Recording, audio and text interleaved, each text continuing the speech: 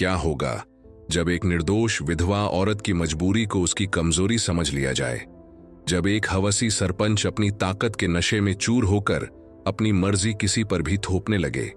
क्या हर बार औरतें केवल शिकार बनेंगी या इस बार शिकार करने वाला ही शिकारी के जाल में फंसेगा? यह कहानी सिर्फ एक औरत की लड़ाई नहीं, बल्कि पूरे समाज के लिए एक सीख है कि अत्याचारी कितना भी शक्तिशाली क्यों न हो, एक बुद्धिमान और साहसी नारी उसे हरा सकती है। यह कहानी एक छोटे से गांव की है, जहां एक सरपंच रघुनाथ अपनी क्रूरता और हवस के लिए कुख्यात था। गांव की हर औरत उसकी डरावनी नजरों से बचने की कोशिश करती, लेकिन कोई भी उसकी मर्जी के खिलाफ जाने की हिम्मत नहीं करता था। वह अपने पद का दुरुपयोग कर किसी भी औरत को जबरन अपना बना लेने का आदेश दे सकता था। उसकी ताकत और राजनीति ने उसे इतना निरंकुश बना दिया था कि कोई भी उसका विरोध नहीं कर पाता था।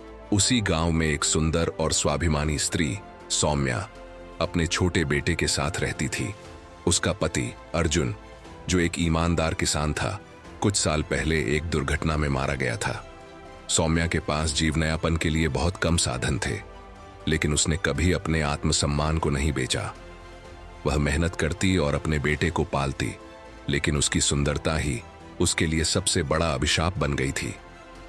सरपंच रघुनाथ की नजरें बहुत दिनों से सौम्या पर थीं। वह उसे अपना बनाने की हर संभव कोशिश कर चुका था, लेकिन सौम्या ने हमेशा उससे दूरी बनाए रखी। एक दिन जब सरपंच के आदमियों ने उसे खुलेआम धमकाया कि अगर उसने सरपंच का प्रस्ताव स्वीकार नहीं किया तो उसे और उसके बेटे को बुरी सजा दी जाएगी, तब उसकी दुनिया हिल गई। रघुनाथ ने अपने आदमियों को भेजकर सौम्या को पंचायत भवन में बुलवाया।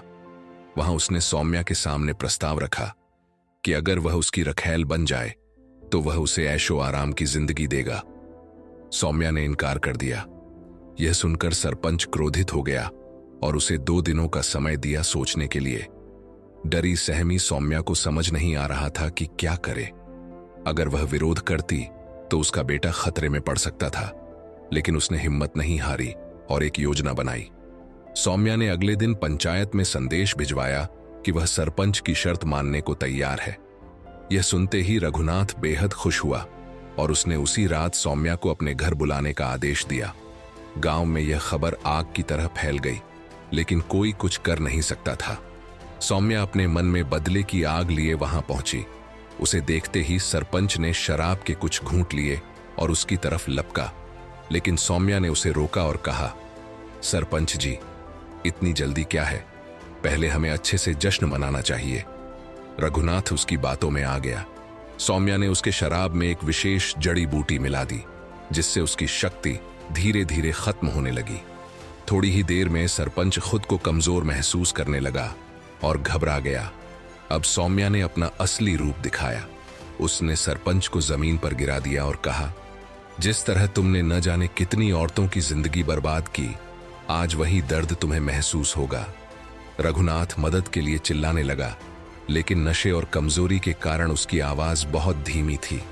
सौम्या ने उसे बेड़ियों से जकड़ दिया और उसके सामने एक बड़ा दर्पण रख दिया।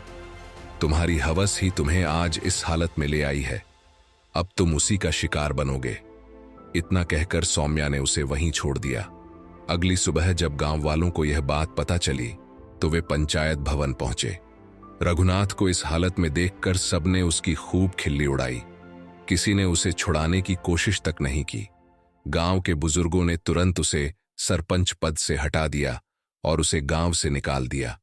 सौम्या ने अपनी बुद्धिमानी और साहस से न केवल खुद को बचाया, बल्कि पूरे गांव की औरतों को भी इस दरिंदे से मुक्त कर दिया। यह कहानी हमें सिखाती है कि अत्याचारी कितना भी शक्तिशाली क्यों न हो, अगर कोई अपने साहस और बुद्धि से काम ले तो उसे हराया जा सकता है। सौम्या ने यह साबित कर दिया कि नारी केवल सहनशीलता की मूर्ति नहीं, बल्कि आवश्यकता पड़ने पर